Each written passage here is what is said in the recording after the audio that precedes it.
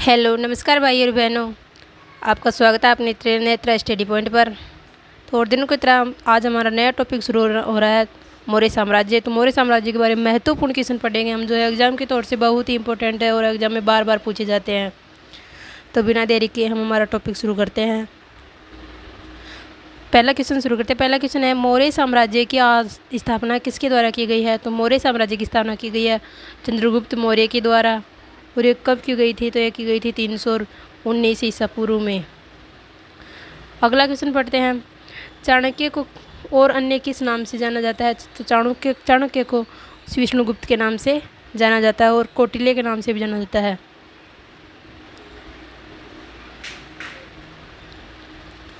अगला क्वेश्चन है question number 3, Chanakya किसका प्रधानमंत्री था? तो चाणक्य चंद्रगुप्त मौर्य का प्रधानमंत्री था। अगला क्वेश्चन हमारा क्वेश्चन नंबर 4, अर्थशास्त्र की रचना किसने की? तो अर्थशास्त्र की रचना की थी कौटिल्य ने, नहीं चंद्रगुप्त, कौटिल्य ने की, चंद्रगुप्त मौर्य के शासनकाल में। अगला क्वेश्चन हमारा, कौटिल्य ने अर्थशास्त्र में किस पहलू पर प्रकाश डाला गया? तो कौटिल्य के अर्थशास्त्र में किस पहलू पर प्रकाश डाला गया? तो यह है राजनीतिक नीतियों पर महत्वपूर्ण प्रकाश डाला गया था। अगला क्वेश्चन पढ़ते हैं, चंद्रगुप्त मौर्य ने अपने अंतिम जीवन कहाँ गुजारे थे? तो चंद्रगुप्त मौर्य ने अपने जीवन के अंतिम दिन गुजारे थे इन्होंने श्रवणबेलगोला। श्रवणबेलगोला कहाँ स्थित है? तो स्थित है कर्नाटक में। अगला क्वेश्चन पढ़ते हैं क्वेश्चन नंबर 7, किस राजा की कहानी मुद्रा राक्षस नाटक का विषय है? तो चंद्रगुप्त मौर्य की कहानी की यह एक मुद्रा राक्षस नाटक का विषय है और यह लिखा गया था विशाखा दत्त के द्वारा।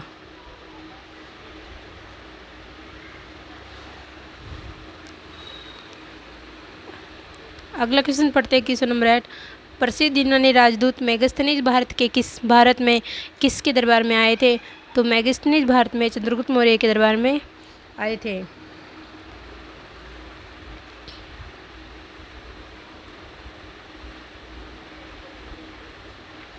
अगला क्वेश्चन हमारा क्वेश्चन नंबर 9, इंडिया नामक पुस्तक के लेखक कौन है? तो इंडिका नामक पुस्तक के लेखक है मेगास्थनीज। क्वेश्चन नंबर 10 है, बिंदुसार के शासन के दौरान अशांति कहाँ थी? तो बिंदुसार के शासन के दौरान अशांति का प्रमुख केंद्र था यथा तक्षशिला। अगला क्वेश्चन आता है क्वेश्चन नंबर 11, मौर्य सम्राट अशोक किसका पुत्र था? तो सम्राट अशोक यह चंद्रगुप्त मौर्य का पुत्र था। चंद्रगुप्त मौर्य का नहीं, इस चंद्रगुप्त का पुत्र था बिंदुसार और बिंदुसार का था अशोक।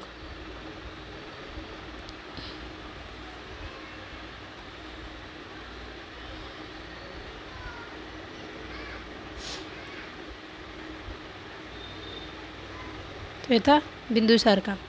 अगला क्वेश्चन पढ़ते क्वेश्चन नंबर 12 है, तो मौर्य वंश का अंतिम शासक कौन था? तो मौर्य वंश का अंतिम शासक था वृद्धरथ।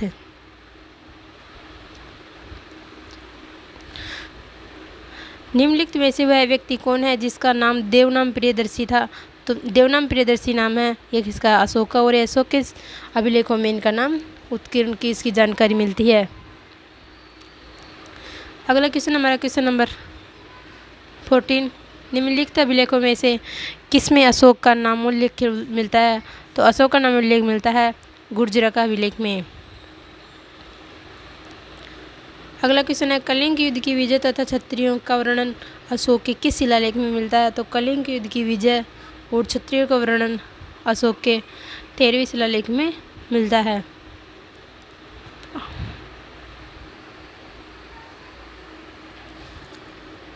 अगला क्वेश्चन पढ़ते हैं, कलिंग विजय के उपरांत अशोक महान ने निम्नलिखित में से किस धर्म को अपनाया था? तो कलिंग विजय के उपरांत अशोक ने बौद्ध धर्म को अपनाया था। कलिंग युद्ध कब लड़ा गया था? या तो यह लड़ा गया 261 ईसा पूर्व में।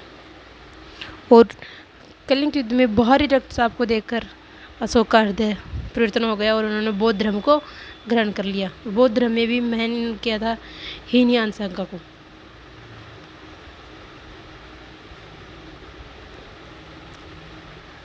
अगला क्वेश्चन पढ़ते हैं हम, किस स्थान के निकट प्रसिद्ध कलिंग युद्ध लड़ा गया था? तो कलिंग युद्ध लड़ा गया था धौली के निकट। और वर्तमान में कलिंग कौन से राज्य में पड़ता है? तो यह पड़ता है उड़ीसा में। अगला क्वेश्चन पढ़ते हैं। अगला क्वेश्चन है, सारनाथ में किस सम्राट का स्तंभ है? तो सारनाथ में किस सम्राट का स्तंभ स्थित है? तो यह अशोक का।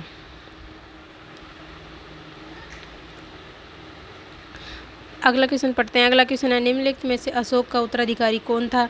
तो अशोक का उत्तराधिकारी कौन बना था? तो यह बना था कुणाल।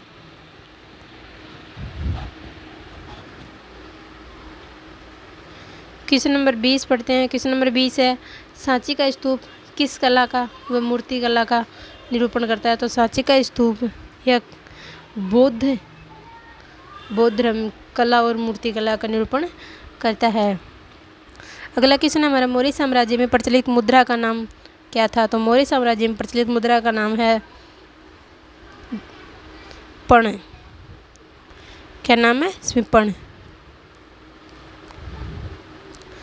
अगला क्वेश्चन पढ़ते हैं। अगला क्वेश्चन आता है कि प्रसिद्ध सांची स्तंभ किसके समय में बना था? तो प्रसिद्ध सांची स्तंभ बना था अशोक के समय। क्वेश्चन नंबर 23 आता है, अशोक के अभिलेख को सर्वप्रथम किसके द्वारा पढ़ा गया? तो अशोक के अभिलेख को सर्वप्रथम जेम्स प्रिंसेप के द्वारा पढ़ा गया था। और ये कब पढ़ा गया था? तो यह पढ़ा गया था 1837 ईसा पूर्व में, ईस्वी में ये पढ़ा गया था 1837 ईस्वी में।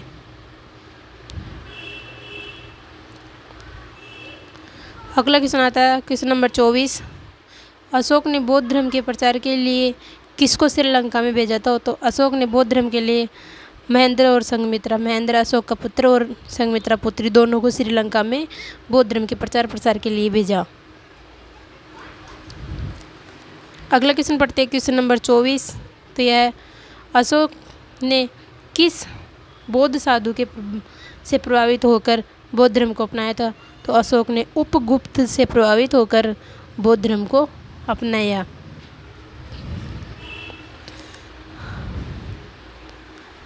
अगला क्वेश्चन हमारा क्वेश्चन नंबर 26, कलिंग युद्ध किस वर्ष में हुआ था? तो कलिंग युद्ध हुआ था यह 261 ईसा पूर्व में हुआ था। और कहाँ हुआ? तो यह कलिंग उड़ीसा में हुआ था।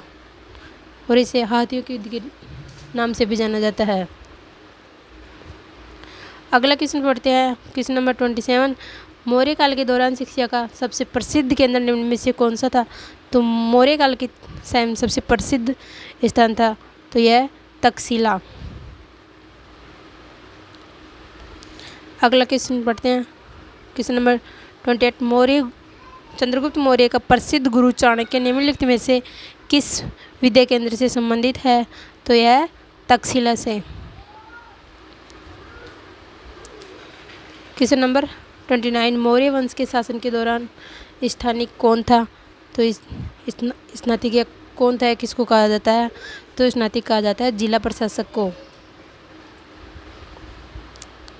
अगला क्वेश्चन आता है हमारा, अशोक के शिलालेख किस लिपि में खुदे हुए हैं? तो अशोक के शिलालेख खुदे हुए हैं ब्राह्मी लिपि में। क्वेश्चन नंबर 31, मौर्य काल में सीता क्या है या सीता से क्या तात्पर्य है? तो सीता एक राजकीय भूमि से प्राप्त आय को सीता कहा जाता है। क्वेश्चन नंबर 32 है, किसके शासनकाल में डायमेकस भारत आया था? तो डायमेकस आया था बिंदुसार के समय। बिंदुसार ये चंद्रगुप्त मौर्य का उत्तराधिकारी है। इसके बाद में अशोक। अगला क्वेश्चन पढ़ते हैं। अगला क्वेश्चन है, अशोक का समकालीन तुर्मय कहाँ का राजा था? तो तुर्मय मिस्र का राजा था।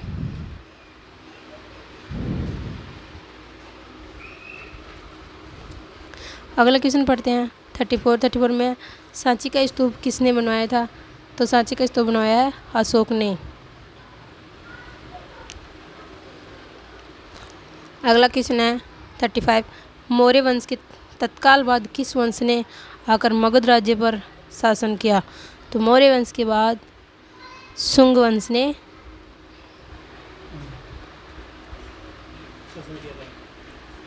मगध पर शासन करने वाला शासक है शुंग वंश। तो आज का टॉपिक हमारा यही समाप्त होता है। फिर मिलेंगे एक नए वीडियो के साथ। जब तक के लिए जय हिंद, जय भारत।